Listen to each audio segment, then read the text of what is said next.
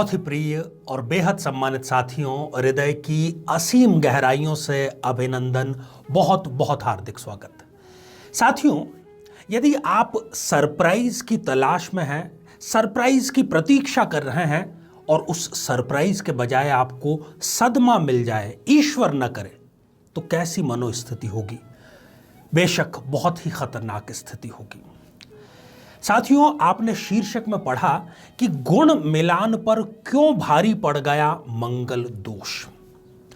हम एक ऐसी गलतफहमी को, जो कि बहुत लंबे समय से चली आ रही है ज्योतिष जगत में, भारतीय लोगों में, गुण मिलान, जिससे पूछो वो ये एक ही बात दोहराता है, हमने तो कुंडली मिलान करके विवाह किया है। और पूछा जाए उनसे कि कुंडलियां कैसे मिलाई, तो वो गुण गिनाने लगते हैं। हमारे 24 गुण मिल रहे थे, हमारे 27, हमारे 33 और हमारे फलाना और पता नहीं क्या क्या।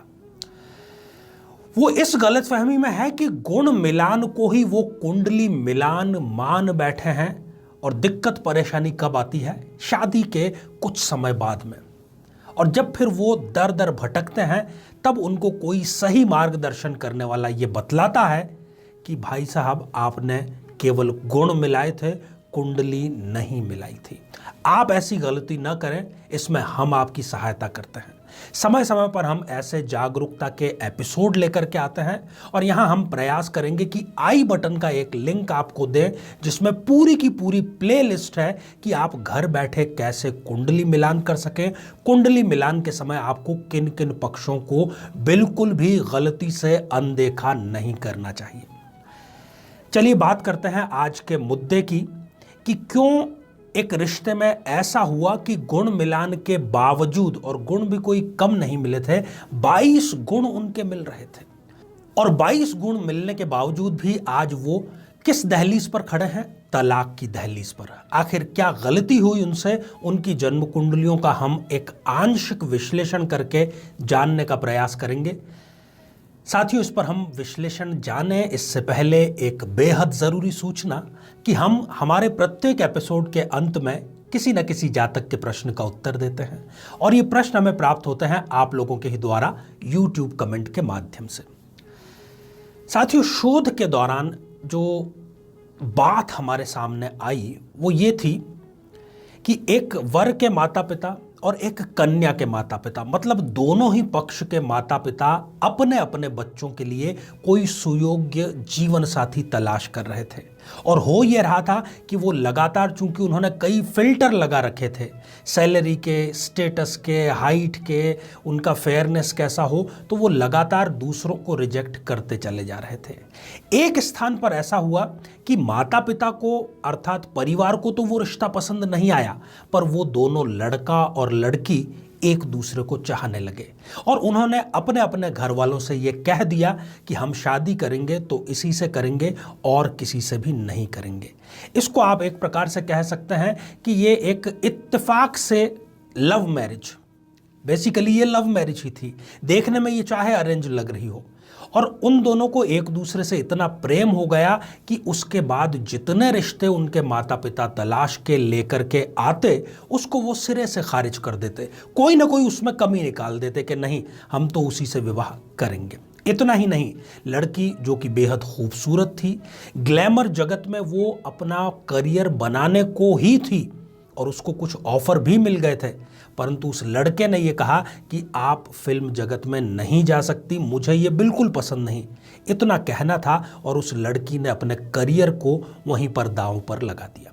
उस लड़की की एक बड़ी बहन, जो उनसे 1 या 1.5 साल ही बड़ी थी, ज़्यादा बड़ी नहीं थी, उनके बारे में भी उन्होंने ये कह दिया कि इनकी शादी बाद में करते रहना, पहले आप मेरी शादी करवा दीजिए।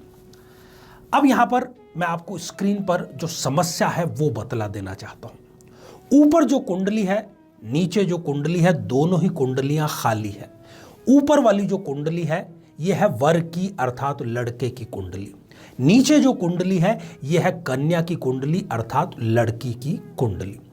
वर की कुंडली के चतुर्थ भाव में आप देख रहे हैं कि मंगल और राहु की युति है, अर्थात ये लड़का हो गया एक प्रबल रूप से मंगली जातक, और वो भी अंगारक योग के साथ में।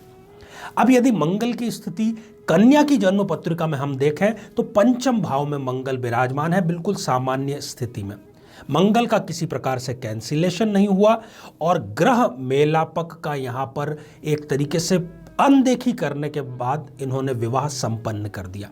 ज्यादा समय नहीं गुजरा, केवल 8 माह या 9 माह इनके विवाह को संपन्न हुए हैं और अब ये एक दूसरे को देखना भी नहीं चाहते। जबकि विवाह से पहले ये एक दूसरे को देखे बिना दिन की शुरुआत नहीं कर रहे थे, अब ये एक दूसरे का चेहरा भी नहीं देखना चाहते हैं। इसका केवल एक ही कारण है, मंगल दोष की अनदेखी करना।